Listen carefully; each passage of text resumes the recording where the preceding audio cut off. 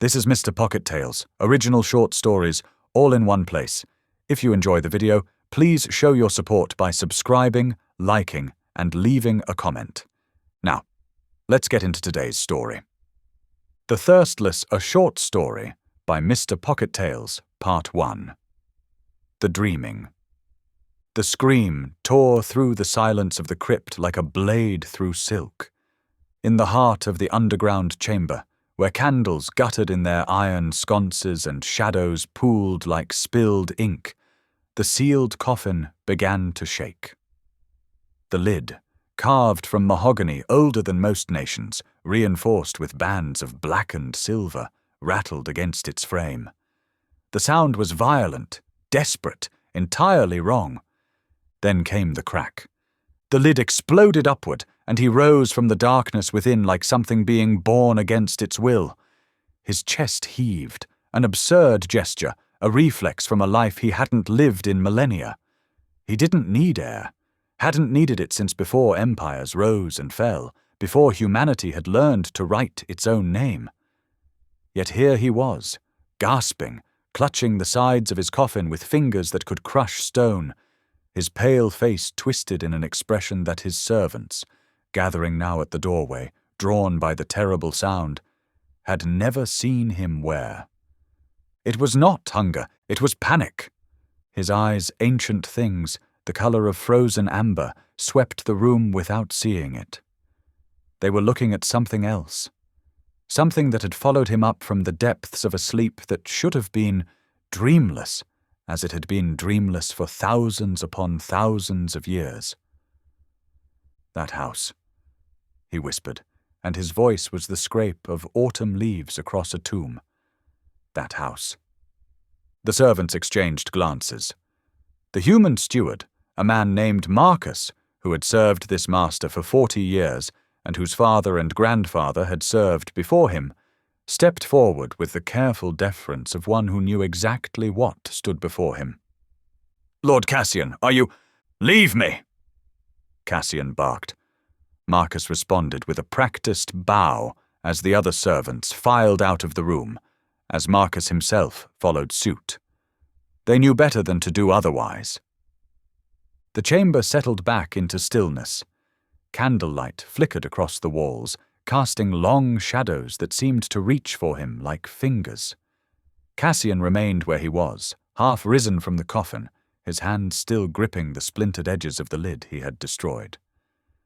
Slowly he became aware of his own body, the tension in his shoulders, the ache in his jaw where his fangs had extended without his notice, the way his claws had gouged deep furrows into the wood beneath his palms. He looked down at his hands, pale, elegant, unchanged in all the centuries since his turning, and watched them tremble. Trembling. He was trembling. When had he last trembled?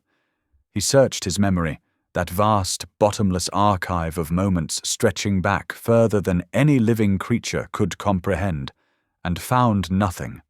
Not in battle, not in hunger, not even in those rare moments when he had faced something that might have posed a genuine threat. His body had forgotten the gesture, abandoned it along with breathing and blinking and all the other mortal reflexes that served no purpose in his existence.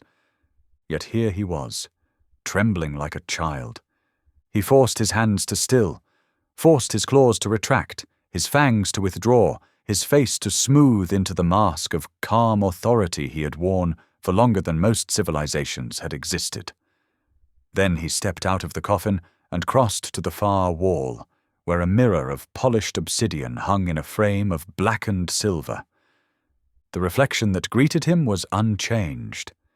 The same face he had worn since his mid-20s, sharp cheekbones, a strong jaw, features that might have been carved from marble by a sculptor who understood both beauty and cruelty.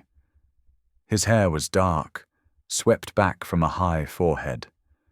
His skin was pale as bone, as it had been for millennia. And his eyes were wrong. He leaned closer to the mirror, studying them. The color was the same. That distinctive amber, frozen and ancient, that marked him as something far removed from the vampires who came after. But there was something in the depths of them now, something he did not recognize, a flicker of, what, fear, confusion, anticipation? He could not name it, and that, perhaps, was the most disturbing thing of all. Alone in the candlelight, Cassian pressed his palm against his chest, against the place where a heart had once beaten, where now there was only stillness and the memory of warmth, and tried to understand what was happening to him. The dream had been so vivid, not like dreams were supposed to be, fragmented, illogical, fading upon waking, but sharp and clear and absolute. Every detail etched into his mind with the precision of lived experience. Moonlight over broken timbers, a farmhouse he hadn't seen since before his turning, since he was young and mortal and foolish enough to believe the world held no terrors greater than wolves and winter. The wood had been grey with age, the windows dark and hollow, the roof sagging under the weight of centuries. He had stood before it in the dream, or floated before it, or simply been there in the way that dreams allowed, and felt something he had not felt in ages beyond counting. Recognition, and there, in the center of the floor, where no door had ever been, a cellar door, something calling him from below. Cassian turned away from the thought. His hands had begun to tremble again, and this time he did not try to stop them. Instead, he let the feeling overtake him. That's it for today's tale. This story continues in 5 parts. If you'd like to hear what comes next, let me know by liking the video, leaving a comment, or subscribing. Your support tells me to keep the story going. Until next time, this has been Mr. Pocket Tales.